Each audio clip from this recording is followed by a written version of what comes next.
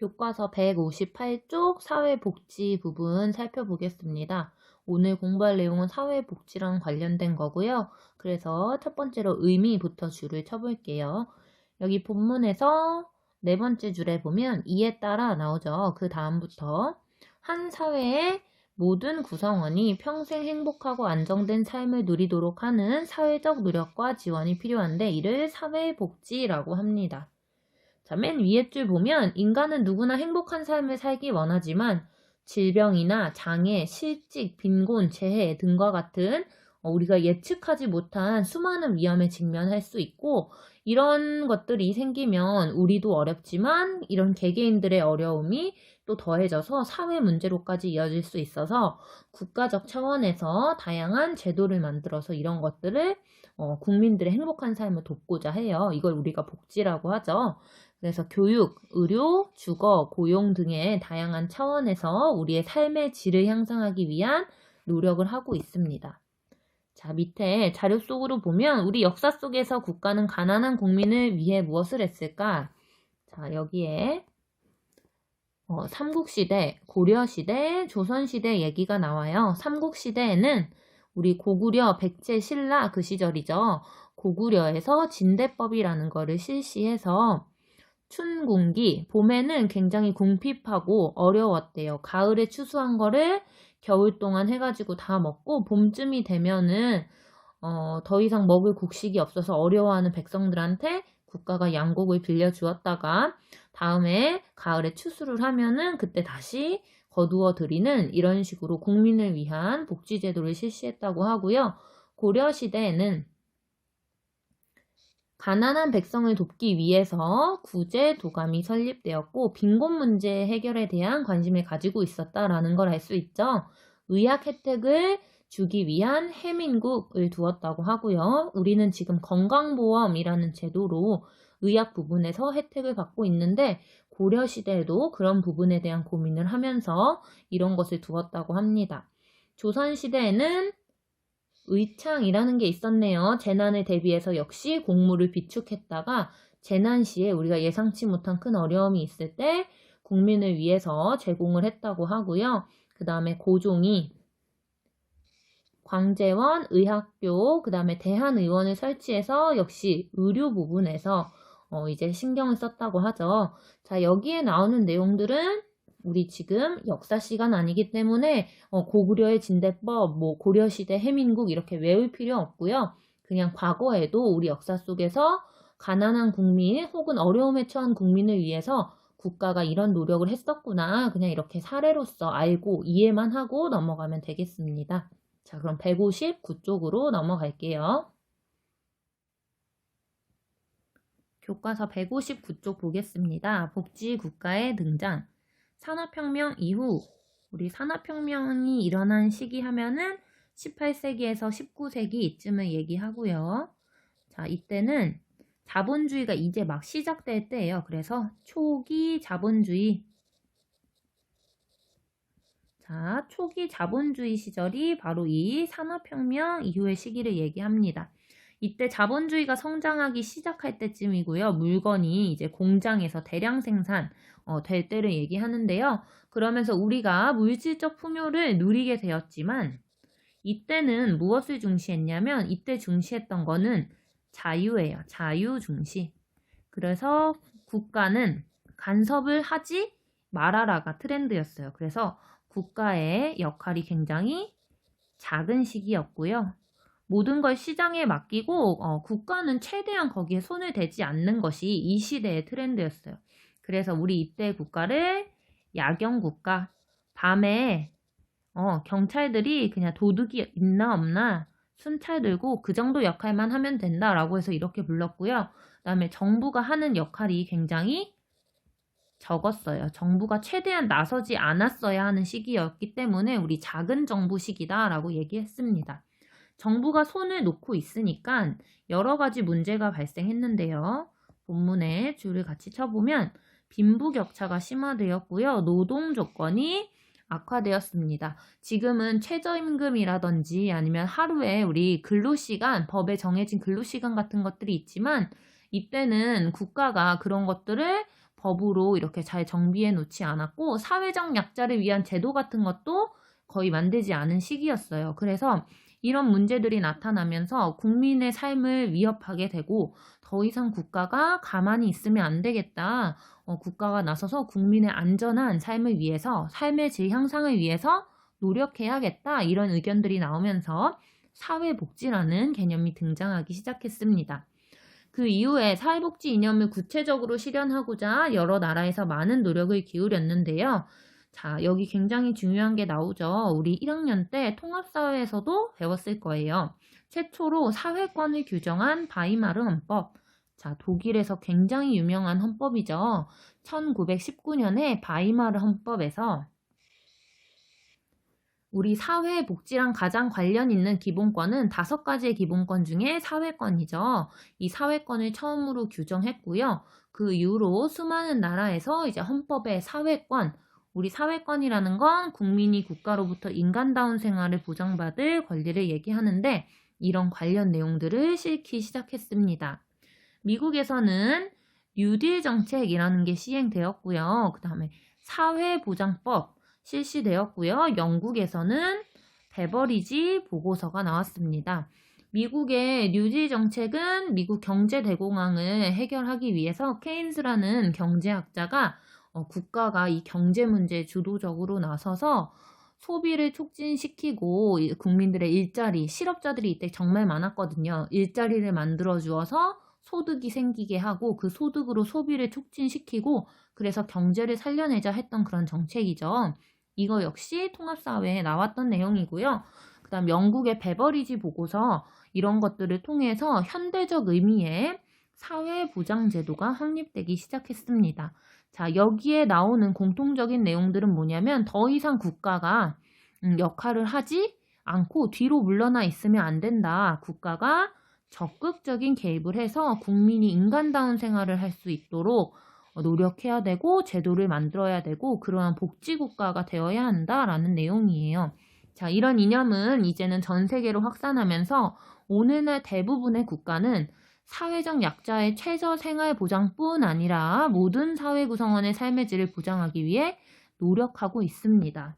자, 이 얘기도 포인트가 될 수 있는데요. 마지막 문장 보면은 사회적 약자의 최저 생활뿐 아니라 모든 사회 구성원의 삶의 질을 보장하기 위해 노력하고 있다 나오죠. 우리 158쪽에서도 봤지만 삼국시대 고구려 진대법이라든지 아니면 고려 조선 시대에도 국민 복지를 위한 여러 가지 제도나 시도를 하고 있었어요. 그런 고민도 하고 있었고. 자, 그래서 이게 아예 없던 건 아니지만 현대 사회에 우리가 복지국가라고 하는 것들은 과거랑 비교했을 때 어떤 특징이 있냐면 더 이상 사회적인 취약계층, 약자만 보호하려는 게 아니라 모든 국민을 우리가 꼭 약자라고 생각하지 않는 모든 국민을 보호할 수 있는 그들의 삶의 질을 더 향상시킬 수 있는 그런 고민들을 하고 있다는 거예요. 자, 그래서 그런 내용들은 우리 뒤에 복지제도의 유형이라고 해서 3가지를 비교하면서 공부할 건데 그런 부분에서 한 번 더 설명을 할 거고요. 자, 여기를 끝내기 전에 한 번만 필기를 해볼게요. 사회복지의 의미가 어떻게 변화했는지.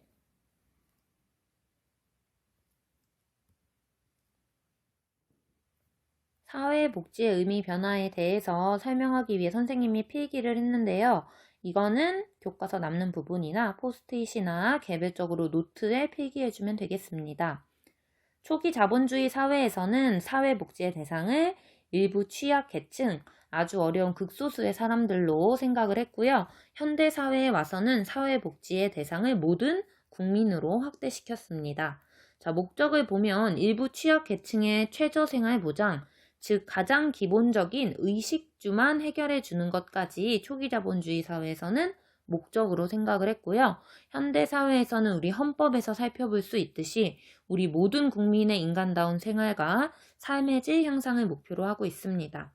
그 외 특징을 살펴보면 초기 자본주의 사회에서는 빈곤은 개인적 책임이라고 생각을 했어요. 그래서 개인이 무능하고 게으르고 또 의지도 없고 이렇게 생각을 하면서 스스로 해결해야 될 문제라고 봤기 때문에 기본적으로 국가가 나서는 부분은 굉장히 한계가 있었고 아주 소극적인 역할만 국가가 했던 거예요. 그래서 이때 보면 사후 처방적 성격이 강하다. 우리 두 번째 특징으로 나와 있는데 사후는 일이 벌어진 이후예요. 그래서 이미 가난해진 사람들을 가난해지기 전에 돕는 게 아니라 이미 가난해진 후에 도와주기 때문에 사후 처방적 성격이라고 하고요. 시혜적 복지라는 것은 시혜가 은혜를 베풀다 이런 거예요. 그래서 국가가 혹은 여유 있는 사람들이 좀 어려운 사람들 그냥 도와주지 뭐 불쌍하니까 가엾으니까 도와줘야겠다. 우리가 이 은혜를 베풀자 약간 이런 느낌으로 복지를 한 거였고요. 현대 사회에서는 일단 빈곤의 책임 자체가 사회적 책임이 크다라고 생각을 하면서 사회적으로 국가가 나서서 해결해야 될 일이라는 인식을 갖고 있고 또 사전 예방적 성격의 사회복지 제도를 많이 만들었습니다. 그래서 어려워지기 전에 가난에 빠지기 전에 예방하고 대비할 수 있는 그런 제도를 만들어 놨고요. 그거는 뒤에 160쪽에 다시 설명을 할 거예요. 자, 또 복지를 사회권이라는 우리 1919년 독일의 바이마르 헌법 얘기했었죠. 사회권이라는 국민의 기본권으로 규정을 해서 우리의 권리로 인식을 하고 있습니다. 그래서 이런 차이가 있다는 거 이해하고 우리 159쪽 아래쪽에 베버리지 보고서 내용 한 번만 더 볼게요. 베버리지 보고서는 보면은 아까 위쪽에 1942년에 영국에서 발표된 거다라고 했고요. 1942년이면 20세기입니다. 이때부터는 우리가 현대라고 보통 얘기를 해요. 그래서 현대에서는 우리 아까 사회복지의 의미가 초기 자본주의 사회랑은 완전히 달랐었죠. 그래서 여기도 보면 빈곤의 원인을 사회적 책임으로 이제 인식을 하기 시작했고 복지에 대한 다양한 정책을 내놓기 시작했고 또 이 보고서 안에서는 삶의 질 향상을 가로막는 5대악이 있는데 궁핍, 질병, 불결, 무지, 나태이다. 그 중에서 궁핍 해소가 굉장히 중요하고 궁핍을 해소하기 위해 실업, 질병, 노령, 사망 같은 것들에 대한 우리 사회보장보험 복지제도를 마련해야 한다라고 얘기를 했습니다. 자, 그래서 현대사회의 딱 복지 이념과 비슷한 내용들이 베버리지 보고서에 나와 있죠. 또 되게 유명한 말이 요람에서 무덤까지라는 건데요. 이거 통합사회에도 나오는데 아주 태어났을 때 정말 갓난아기 때부터 무덤, 우리가 죽어서 들어가는 곳이죠. 죽을 때까지 국가가 모든 것을 책임지겠다. 복지제도를 정말 확장시켜서 국가가 사람의 모든 생애를 책임지겠다라고 영국이 이걸 슬로건으로 걸고 정책을 펼쳤습니다. 물론 이러한 정책도 문제점이 있었어요. 그래서 그거는 뒤에 가서 다시 얘기를 해볼 거고 어쨌든 문제가 있었던 걸 떠나서 이 베버리지 보고서가 초기 자본주의 사회에 굉장히 소극적이었던 국가의 태도를 전환시키는 중요한 전환점이었다는 데 의의가 있는 거예요. 국가가 사회복지를 강력하게 펼치고 적극적으로 나서야 한다. 그런 시대의 전환점을 만들어준 영국의 보고서이기 때문에 우리가 한번 살펴봤고요. 여기까지 하고 160쪽으로 넘어가도록 하겠습니다. 교과서 160쪽의 사회복지제도의 유형 살펴보겠습니다. 이거 보기 전에 별표 3개를 치고 선생님이 써놓은 것처럼 사회보험, 공공부조, 사회서비스를 구분해야 한다라고 필기를 해주세요. 여기는 정말 시험에도 반드시 출제되는 부분이고 시험에 나오지 않아도 우리 사회에서 시행되고 있는 복지제도로서 여러분이 나중에 혜택을 받으려면 알아야겠죠. 반드시 알아야 되는 부분이기 때문에 꼭 집중해서 공부해야 합니다. 복지제도의 유형은 여기 나온 것처럼 크게 3가지가 나오고요. 이 3가지를 구분하는 것이 이번 시간의 핵심이 되겠습니다. 160쪽에 보면은 사회보험 나오고요. 그 다음에 161쪽에 보면 공공부조 나오고요. 사회서비스까지 나오죠. 이 3개를 비교하고 구분해서 알아두어야 하겠습니다. 교과서로 글을 읽기 전에 선생님이 먼저 표로 정리한 것을 살펴보면서 설명을 할 건데요. 이 표는 나중에 등교 후에 프린트 나눠줘서 다시 한번 할 것이기 때문에 꼭 필기하지 않아도 되고요. 필기하고 싶은 학생은 당연히 자유롭게 해도 되겠습니다. 복지제도의 유형, 사회보험부터 볼게요. 질병, 장애, 노령, 실업, 재해 등 사회적 위험에 대비하기 위한 말 그대로 보험이에요. 보험. 보험이라는 것은 지금 당장 위험에 처해서 드는 게 아니라 앞으로 일어날지 모르는 위험에 대비해서 드는 거죠. 근데 이거는 일반적으로 우리가 TV 광고 보면 뭐 치아보험, 암보험, 생명보험 이런 것들이 있는데 그런 보험과는 완전히 성격이 달라요. 왜냐하면 국가에서 하는 제도이기 때문에 그런 보험을 기준으로 생각하면 안 되고요. 어떤 내용이 있는지 쭉 한번 더 봅시다. 대상, 보험료 부담 능력이 있는 국민이 대상이고요. 근데 사람마다 보험료 부담이 달라져요. 자, 소득이 클수록 더 부담을 많이 하는 것이 사회보험입니다. 자, 예를 들면 종류의 국민건강보험이 나와 있어요.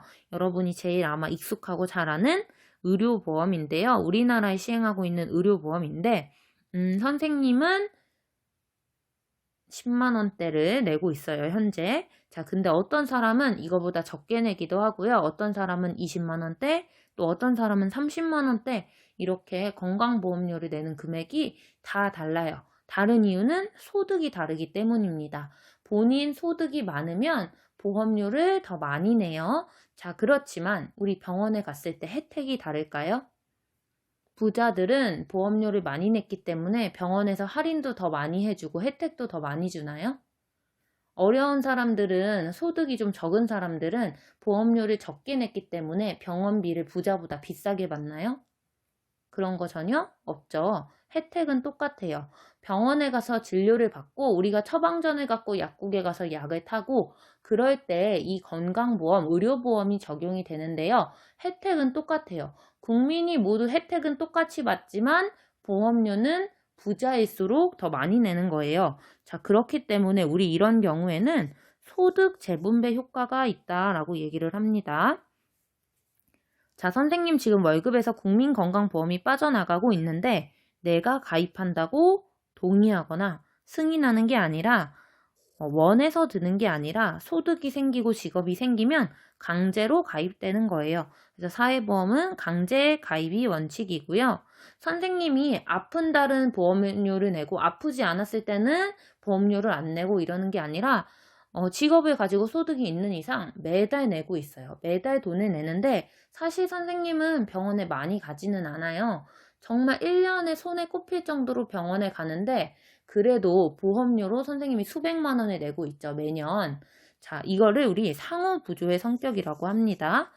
어떤 의미냐면은 우리가 서로 돈을 모아서 필요한 사람들을 그때그때 함께 도와준다 이런 의미인데 선생님이 지금은 아프지 않지만 나중에 큰 병을 앓을 수도 있고 정말 이 의료보험이나 건강보험의 혜택이 절실해지는 순간이 올 수가 있어요. 선생님이 낸 돈이 계속 축적이 되죠. 국가에서 그 돈을 쌓아놨다가 여러분이 병원에 갈 때마다 그 돈을 이용해서 우리 국민들이 낸 건강보험료라는 사회보험료를 이용해서 혜택을 주는 거예요.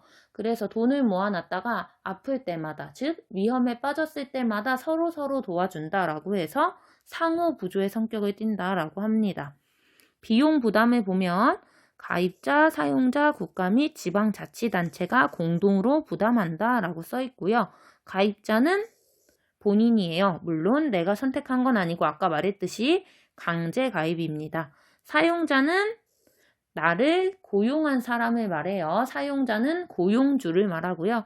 국가와 지방자치단체 이렇게 함께 부담을 해서 이 보험료를 가지고 있다가 우리가 나이가 들거나 혹은 직장에서 잘리거나 실업 혹은 장애가 생기거나 질병이 있을 때 국가에서 사회보험의 형태로 우리를 도와주게 됩니다. 종류를 다시 보면 국민연금도 있고요. 산업재해보상보험, 고용보험, 노인장기요양보험 있고요. 이게 지금 보면 5가지죠. 5대 사회보험이라고 합니다. 교과서 160쪽 아래쪽에 5가지 종류에 대한 설명이 나와 있으니까 우리 그거 다시 한번 이따 교과서에서 살펴볼 거고요. 자, 옆에 공공부조를 볼게요. 공공부조는 최소한의 인간다운 생활을 보장하는 것을 목적으로 하는 보험으로 보험료 부담 능력이 없는 저소득층을 대상으로 합니다. 자, 우리 복지하면은 사실은 아직도 어려운 사람들을 도와주는 게 가장 먼저 생각나죠. 이 복지제도 중에 공공부조라고 하는 유형이 바로 저소득층을, 정말 어려운 소수의 취약계층을 도와주는 그런 복지제도를 말해요. 그래서 이 사람들을 도와주고 싶지만 이 사람들은 그야말로 저소득층이니까 돈을 거둘 수가 없죠. 비용은 국가나 지방자치단체에서 전액 부담합니다. 자, 첫 번째 특징으로 소득 재분배 효과가 크다라고 나와 있는데요.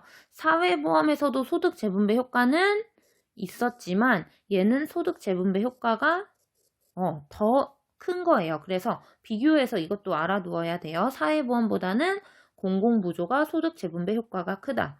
자, 왜냐하면 사회보험은 물론 소득이 큰 사람이 돈을 많이 내긴 했지만 어쨌든 그 사람도 똑같이 혜택을 받죠. 얘는 모든 국민이 대상이니까. 근데 공공부조는 소득이 있는 사람들이 낸 세금을 이용해서 국가가 저소득층한테 도와주는 것이기 때문에 이 공공부조라는 것은 소득이 좀 있고 일정한 수입이 있고 안정적인 생활을 하는 다른 국민들은 대상으로 하지 않아요. 어려운 사람에게만 그 혜택이 돌아가기 때문에 소득 재분배 효과가 크다고 합니다. 그렇지만 전액 국가가 부담하기 때문에 재정 부담이 큰 편이고요. 그런 사람들을 도와줬을 때 도덕적 해이나 국가가 다 돈을 대주니까 내가 일을 굳이 안 해도 되겠구나 이런 식으로 근로의욕이 저해될 수도 있다는 문제점이 있습니다. 종류로는 국민기초생활보장제도나 기초연금제도가 있고요. 이것도 자세한 내용, 종류는 교과서에서 살펴보도록 할게요. 자, 사회 서비스는 말 그대로 서비스예요. 그래서 여기 특징을 보면 상담이나 재활이나 직업소개나 사회복지시설을 제공하는 걸 얘기하죠. 자, 이거의 공통적인 것은 비금전적 지원이라는 것이에요. 자, 이거랑 비교해보면 사회보험이랑 공공부조라는 것은 금전적인 지원을 원칙으로 해요. 금전적 지원이라는 거는 돈으로 도와준다는 거죠. 돈. 근데 사회 서비스는 돈이 아닌 상담이나 재활이나 직업 소개나 복지시설 제공하는 것을 얘기해서 비금전적인 지원이라고 하고요. 종류로는 노인 돌봄 서비스, 장애인 활동 지원 서비스, 가사나 간병 서비스 같은 것들이 있습니다.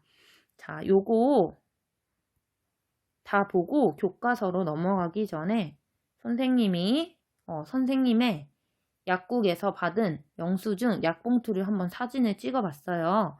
선생님이 여기에 빨간색으로 주민번호는 가렸고 20년 5월 26일 그래서 얼마 안 됐죠. 한 달 조금 더 전쯤에 병원에 가서 약을 탔는데 여기 보면 여러분도 집에 있는 약봉투 보면 다 볼 수 있을 거예요.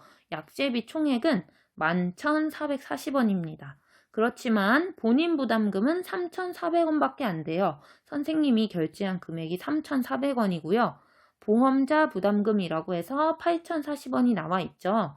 이 8,040원이 바로 국가에서 우리나라의 의료보험 제도인 국민건강보험을 이용해서 지원해주는 금액이에요. 사실 내가 약을 이렇게 탔을 때 총 비용이 11,440원이지만 국가가 8,040원 내주는 거고요. 우리가 본인이 3,400원만 내는 거예요. 우리가 정말 아플 때 이거는 삶의 질이랑 밀접하게 관련이 되어 있는데 병원비나 약값 때문에 치료를 못 받고 병원에 가지 못해서 내 건강을 유지하지 못하는 거는 큰 문제잖아요. 그런 문제가 없게 하기 위해서 국가가 이런 제도를 통해서 우리의 부담을 줄여주고 있는 거예요. 자, 여기까지 보고 교과서로 돌아가겠습니다.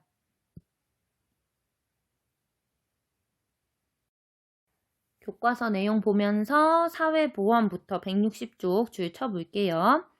사회보험은 국민에게 발생하는 질병, 장애, 노령, 실업, 사망 등의 사회적 위험을 보험 방식으로 대처하는 것이다. 우리 얘기했었죠. 여기 아까 말했듯 금전적 지원을 원칙으로 하고요.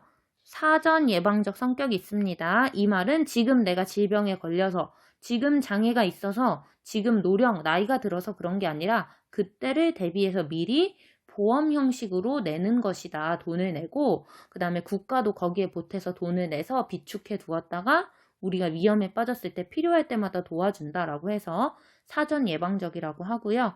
비용은 가입자와 사용자, 국가, 지방자치단체 공동 부담이다. 자, 모든 국민을 대상으로 강제 가입이 원칙이고요. 수회 정도와 무관하게 병원에 가면 병원비 똑같다고 했어요. 하지만 국민건강보험료를 낼 때는 소득 수준에 따라서 부담할 수 있는 능력에 따라서 비용을 부담한다고 했죠. 소득이 클수록 내가 능력이 있을수록 더 보험료는 많이 내요. 하지만 혜택은 같습니다. 그다음 상호 부조의 원리를 기반으로 한다. 상호 부조라는 거는 어려울 때마다 서로 도움을 주고받는 것이다. 아까 얘기했었죠. 자, 우리나라에 있는 5가지 밑에 부분 살펴보겠습니다. 우리나라의 5대 사회보험. 국민건강보험은 사회연대성 및 보험 원리에 따라 국민이 평소에 건강보험료를 내고 이를 재원으로 해서 국민이 질병이나 부상, 진단, 치료, 재활, 출산, 다양한 상황에서 급여를 지급하는 것이 건강보험입니다. 자, 요거는 잘 알죠? 아플 때. 자, 국민연금은 나이가 들었을 때를 대비하는 거예요. 역시 가입자, 사용자, 국가로부터 보험료를 받고요. 재원으로 해서 사회적 위험에 노출돼서 소득이 중단되거나 상실될 가능성이 있는 사람들에게 다양한 급여를 제공한다. 그래서 보통 일정 나이 이상이 되면은 국민연금을 타요. 직장에 다닐 때 미리 연금을 냈다가 나이가 들어서 퇴직을 하고 소득이 없게 됐을 때 우리가 이 혜택을 나중에 돌려받을 수 있고요. 고용보험은 실직자에게 실업급여라는 거를 제공한다고 우리 최근 뉴스에 많이 나오고 있는데 실업급여를 제공하는 것도 있고 또 근로자의 고용안정사업과 근로자의 직업능력 개발 사업 등 이러한 노동시장 정책, 우리 고용이나 노동이나 이런 것과 관련된 것을 위해서 만들어진 사회보험이 고용보험입니다. 산업재해보상보험은 근로자의 업무상 재해를 신속하고 공정하게 보상하고 재해 예방과 그 밖에 근로자의 복지 증진을 위한 사업을 시행하려는 제도예요. 우리 일을 하다가 언제 다치게 될지 모르죠. 또 일로 인해서 내가 얻게 되는 질병이나 이런 것들이 있을 수 있어요. 부상이나 이런 것들을 보상하기 위해서 만들어진 보험이고요. 자, 노인 장기 요양보험. 고령이나 노인성 질병 등의 사유로 일상생활을 혼자서 수행하기 어려운 노인에게 자, 우리가 나이가 되면 누구나 이런 것들이 있을 수 있죠. 이런 위험에 처할 수 있죠. 신체활동 또는 가사활동 지원 등의 장기 요양급여를 제공해서 노후의 건강 증진 및 국민 생활 안정을 도모하기 위한 그런 사회보험이 되겠습니다. 그래서 이 5가지가 우리나라의 5대 사회보험이라고 하고요. 자, 그럼 161쪽 공공부조 한번 줄 쳐볼게요. 공공부조는 생활 유지 능력이 없거나 생활이 어려운 국민의 최저 생활을 보장하고 자, 유지 능력이 없고 정말 어려운 국민의 최저 생활을 보장하기 위한 그런 제도예요. 국가와 지방자치단체가 세금을 재원으로 해서 제공을 합니다. 자, 수혜자 자체가 저소득층이기 때문에 본인이 부담을 비용하는 것은 아니에요. 자, 그래서 소득 재분배 효과가 크다라는 특징이 있었고요. 사후 처방의 성격이 강하죠. 왜냐면 이거는 현재 어려운 국민을 도와주는 것이기 때문에 이미 일이 벌어진 뒤죠. 이미 위험에 처한 국민을 도와주는 것이기 때문에 사후 처방의 성격이라고 또 얘기를 하고요. 그러나 대상자 선정 과정에서 부정적인 낙인이 발생할 수 있고 국가의 재정 부담이 커질 수 있다. 자, 부정적인 낙인 발생. 우리가 공공부조의 도움을 받고 있다. 국민기초생활보장제도의 수급자이다 라는 얘기를 누군가가 딱 한다면 수급자인데 그게 알려진다면 저 사람 생활유지 능력이 없고 어려운 사람이구나 이런 식으로 낙인을 찍힐 위험이 있다는 거예요. 자, 그 다음에 국가의 재정 부담 커질 수 있다. 이거는 본인들이 비용을 부담하는 게 아니라 국가가 전체 세금으로 부담하기 때문에 재정 부담이 커지는 거고요.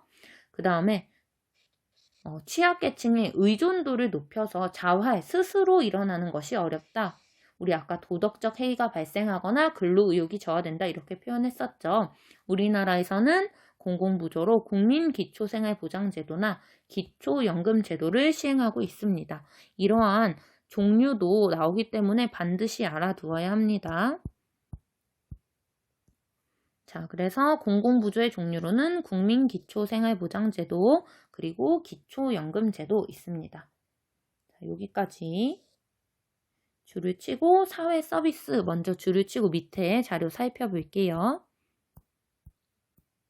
사회서비스는 국민에게 인간다운 생활을 보장하기 위해서 상담, 재활, 돌봄, 정보 제공, 관련 시설 이용, 역량 개발, 사회 참여 지원 등의 국민의 삶이 향상되도록 지원하기 위한 다양한 서비스들을 얘기하고요. 우리나라에서는 노인 돌봄이나 산모, 신생아 건강관리 지원, 가사, 간병, 방문 지원 등이 있습니다. 자, 복지제도는 질병, 실업, 빈곤 등 다양한 사회적 위험에 대비하여 개인이 최소한의 인간다운 생활을 할 수 있게 하고 개인이나 집단이 자신의 문제를 스스로 인식하고 삶을 자립적으로 영위할 수 있도록 한다. 또한 지나친 빈부격차 등 사회 문제의 원인을 제공하는 사회적 환경을 개선하고 불평등을 완화하여 사회를 통합하는 역할을 한다. 라고 해서 밑에는 복지제도에 대한 전체적인 설명이고요. 밑에 탐구활동 보겠습니다. 자료 1번. 올해 70세인 갑은 가족 없이 혼자 살고 있는데 몸이 불편하여 일을 할 수가 없어서 생계 유지가 힘들다. 어느 날 동주민센터에서 일하는 공무원이 생활이 어려운 65세 이상의 노인에게 연금을 지급하는 A제도가 있다라는 것을 알려주었다. 자, 여기 줄을 쳐볼게요. 생활이 어려운 65세 이상의 노인에게 연금을 지급하는 A제도가 있다는 것을 알려주었다. 이거를 그래서 갑이 A제도라는 것은 65세 이상인 본인과 배우자의 소득 인정액이 일정액 이하면 혜택을 받을 수 있는 제도이라서 A제도 혜택을 받기 위해서 담당 행정기관에 수급을 신청하였다라고 써져 있죠. 자, 그래서 이거는 공공부조에서 공공부조에 해당하는 것 중에 기초연금 제도에 해당합니다. 자, 요거는 필기를 해볼게요. 자, 이 부분 요거는 기초연금제도.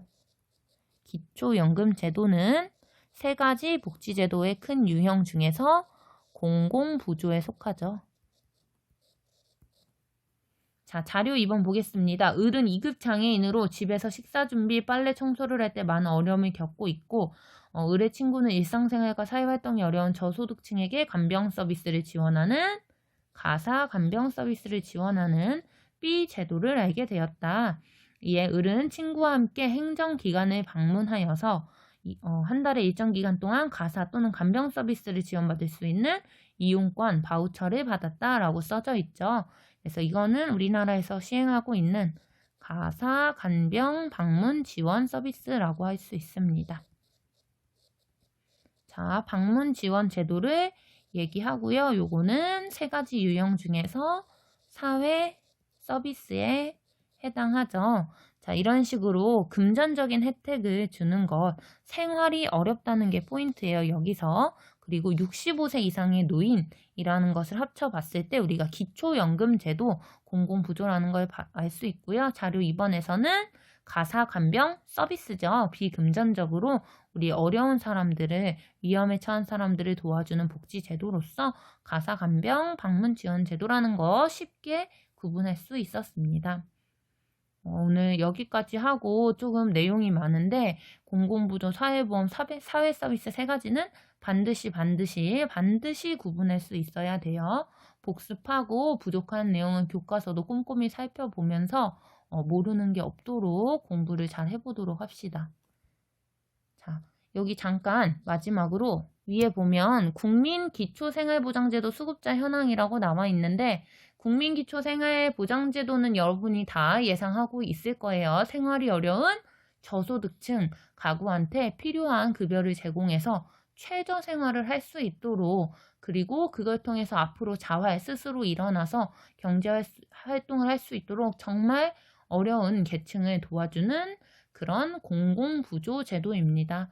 자, 요거는 여러분이 어렵지 않게 이해할 수 있을 거라서 선생님이 설명하지 않았는데 그냥 마지막으로 한 번 더 얘기를 했고요. 여기까지 하고 오늘 수업 마무리하겠습니다.